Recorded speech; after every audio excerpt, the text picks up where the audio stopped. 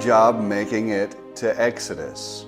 I hope you enjoyed your time in Genesis, but from the time of Genesis, in Genesis chapter 50 to Exodus chapter 1, we're being fast forwarded through time about 400, actually more than 400 years. And Exodus is all about God's people being rescued from their bondage in Egypt. It's all about them exiting their enslavement.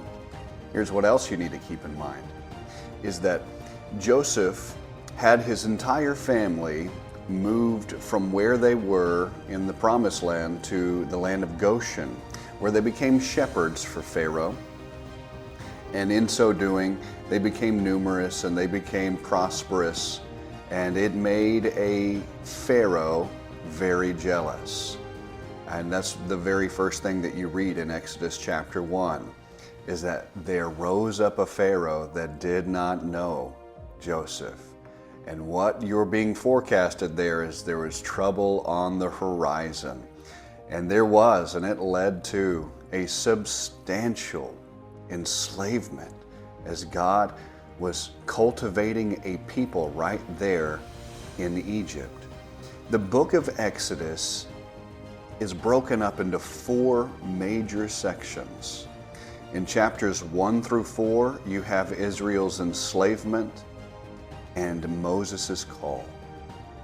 In chapters 5 through 19, you have this incredible drama where Moses is called to lead the people out of Egypt, and so there's this big back and forth between Moses and Pharaoh, but really it's a back and forth in a deeper way between the real God, the one true God of Israel, and the false gods of Egypt.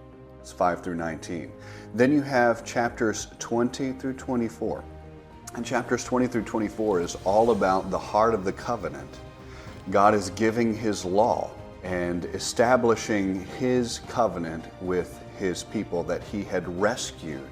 And then chapters 25 through 31 is all about God building the tabernacle and what He demanded of His priests. And a lot of people get bogged down. So there's a lot of exciting information with the showdown, with the Moses' call. The beginning of Exodus is always very, very compelling. People love that.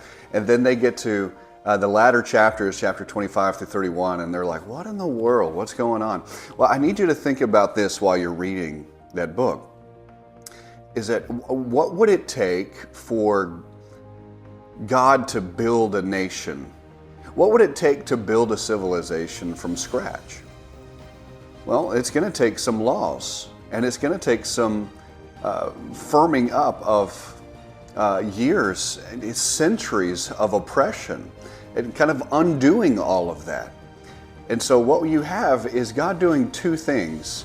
He's working theological truth into His people from the very beginning, and you're going to see this more and more as you progress through the 5 books, Genesis, Exodus, Leviticus, Numbers, Deuteronomy.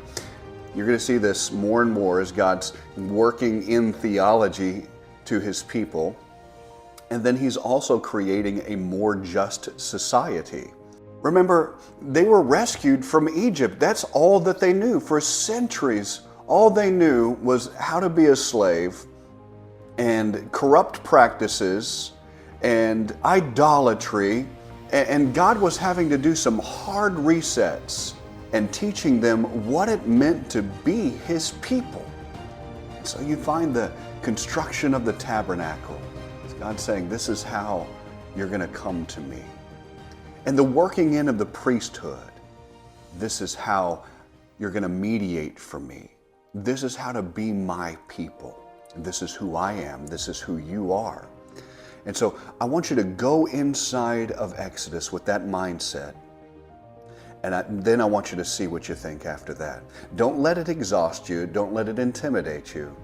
Understand God was building a people from scratch. Until next time, I'll meet you again back here in the Bible.